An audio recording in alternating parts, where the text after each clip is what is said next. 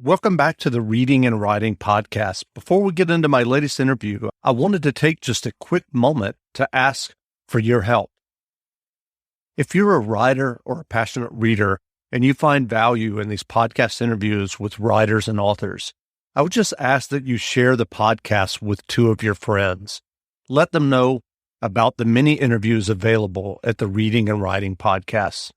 Thanks for your help and stay tuned for my interview. Welcome back to the Reading and Writing Podcast. My guest today is Elsa Hart, author of the novel The Cabinets of Barnaby, Maine. Elsa, welcome to the podcast. Thank you so much for having me.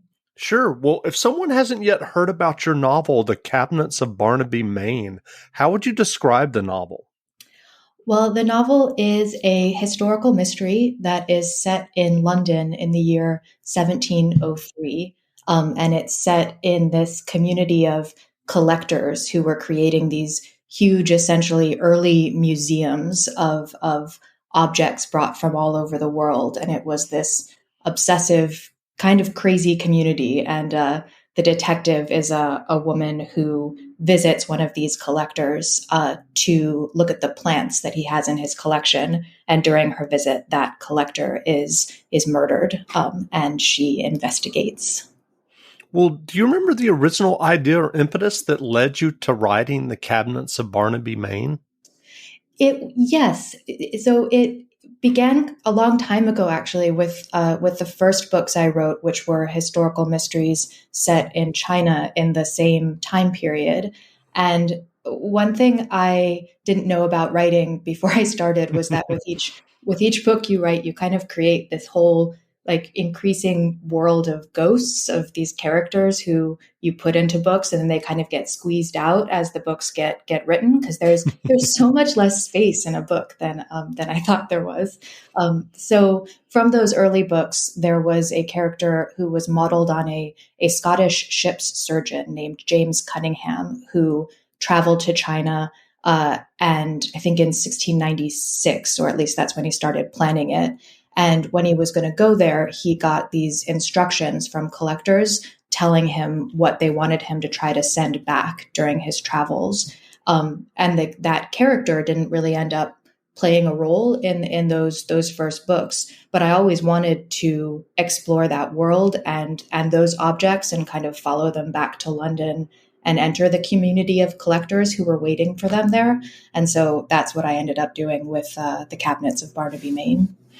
And how much research did you do about the early years of botany when you were working on this? I did a lot. I mean, I had done a lot of research that I hadn't used for earlier books, and then I supplemented it as I developed the story. You know, on the spectrum of historical fiction, my books are much more on the fiction end. There are basically, except for mention of kings and queens, none of the characters in my books are actual historical figures. So my research is really about creating kind of an authentic, full feeling world that you can step into, but doesn't require the sort of years and years of rigorous research that one of the historical fiction that's really trying to be as close as possible to truth would require. Sure. Are you planning to write more novels about the character Cicely Kay? I have one all plotted out that continues her story back to the north of England, which is where she grew up. But the past year and a half have just thrown me into such different places emotionally and intellectually. I've sort of been working on a bunch of other things, other projects at the same time, and kind of feeling my way through different genres. So I don't know exactly which one is gonna happen next, but there are a couple of things in the works. And I'm assuming you're referring to kind of the last 18 months or so of the pandemic. How has that impacted you creatively? Hugely. You know, my circumstances haven't changed as much as so many people's have, because I was working from home and in a pretty isolated way before the pandemic, and I don't have children, so I haven't had that really difficult transition to having the household change that much. Although my husband now works from home as well, but I think I just have been in a space where my imagination just feels different, both in my writing and my reading. I'm all sorts of books that I would normally turn to for comfort reading just kind of weren't doing it for me when the pandemic started, and I've started reading other kinds of books. All of which, there's so much positive to say about that, but I'm really not quite sure where I am mentally. I'm sure you're not the only one. Yeah. So, what was your original writing journey that led you to writing and getting your first novel published? Find more ways to Black Friday even earlier at Lowe's. Save $140 on our special Buy GE Colorado Pine Pre-Lit Tree, just $158 compared to $298. Plus, Christmas lights everyday low price starting at $298. Black Friday deals live online Thanksgiving Day. Stores open 6 a.m. Black Friday. Lowe's, home to any budget, home to any possibility. While supplies last, tree discount taken at time of purchase, valid through 11/24, U.S. only. It's Black Friday now at JCPenney. Starting Friday, shop thousands of Black Friday deals across the store while they last. Our Yes Please diamonds are only $19.99 each. Bundle up the family in jackets under $25. Plus, update with cookware and cutlery, now $9.99 each after $10 mail-in rebate. These deals are yours for the gifting. Happy Black Friday, JCPenney. Offers valid on select items 11/19 through 11/21. Conditions and exclusions apply. See store or jcp.com for details. It was unexpected. Am not one of the people who knew from a young age that I wanted to be a writer or even did any fiction writing, really. I always loved to read mysteries, and I read them very obsessively with when I was, in elementary school, I was reading Nancy Drew novels and like taking notes on them so that I could, fairly try to guess who the culprit would turn out to be. But actually starting to write didn't happen so I went to law school. And then once I graduated, instead of taking the bar and becoming a lawyer, I went to China for 3 years with my husband, who's a botanist, and he was studying plants high in the mountain, rhododendrons high in the mountains of Yunnan province. And it was while I was there that and I still think high altitude had a lot to do with it. I was doing a lot of, hiking really at high altitude, not sleeping very much, rereading or listening to a lot of Agatha Christie books as sort of comfort listening when I couldn't sleep at night on the mountain, and just kind of started developing an idea for a story and took the kind of unique opportunity of being where I was to write it. And then when we came back to the US, looked into getting it published, and that ended up happening, which was awesome. So what was the writing process for you with the Cabinets of Barnaby, Maine?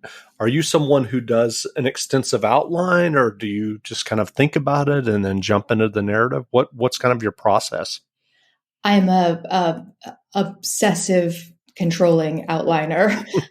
And I sort of didn't know that there was another option before I started meeting other writers, and particularly for writing mysteries. I remember learning from Donna Leone that she's able to start a mystery novel without knowing who the killer is going to be until she, figures it out by the end. And I can't imagine, because for me, I really have to have, it almost feels like building a logic puzzle that's kind of the bones, the skeleton of the story. And then once that's all completely set, only then do I start trying to write nice sentences. What writing advice would you offer for those who might be working on their own stories and novels? Oh, so much, mostly to all the things I've learned. As I said before, the realization that there's less space in a book than you think there is, that probably when you start out, you're going to realize you have enough in your head for a lot of books, which is a great realization. I think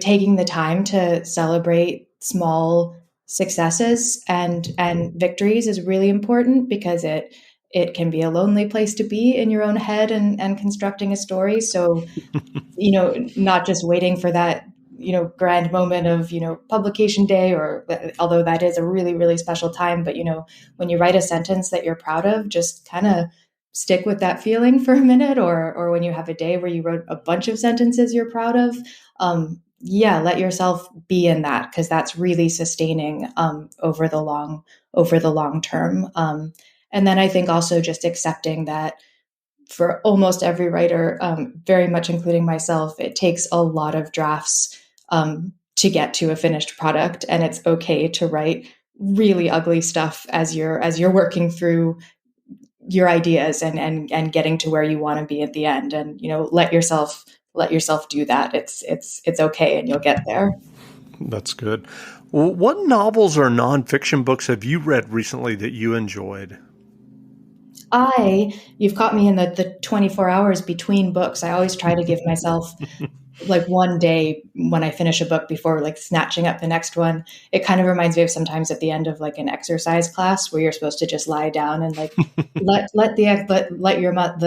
what you've gained settle into your body. So I've just finished a book called Lolly Willows by Sylvia Townsend Warner. It's an old book. I think it was published in the 1920s, and it was wonderful. It's if you're in a Halloween mood, it is appropriate for that, and it's very much about a woman who feels trapped in her circumstances and finds a really unexpected way out. And it's a cheerful, ultimately a uplifting book. So I very much recommend it. And I think next up is going to be a book called Wild Seed by Octavia Butler. I've been reading a lot of science fiction and fantasy lately. That's great. Well, where can people find you online if they'd like to learn more about you and your novels? So my website is elsahart.com, and I'm not very active on social media, but I do have an Instagram page that is a small happy place where I try to just post pictures of things that I enjoy or that remind me of stories that I enjoy, and I'm always really happy to interact with readers there. It's my name on Instagram is just Elsa Hart. That's great. Well, again, we've been speaking with Elsa Hart, author of the novel The Cabinets of Barnaby, Maine. The novel is on sale now, so go buy a copy. And Elsa, thanks for doing this interview. Thank you so much for having me. I really enjoyed it. Great.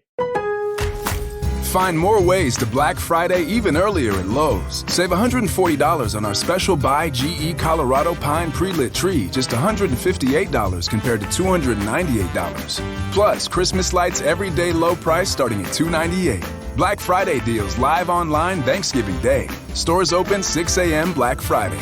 Lowe's, home to any budget, home to any possibility. While supplies last, tree discount taken at time of purchase, valid through 11/24, U.S. only. It's Black Friday now at JCPenney. Starting Friday, shop thousands of Black Friday deals across the store while they last. Our Yes Please diamonds are only $19.99 each. Bundle up the family in jackets under $25. Plus, update with cookware and cutlery, now $9.99 each after $10 mail-in rebate. These deals are yours for the gifting. Happy Black Friday, JCPenney. Offers valid on select items 11/19 through 11/21. Conditions and exclusions apply. See store or jcp.com for details.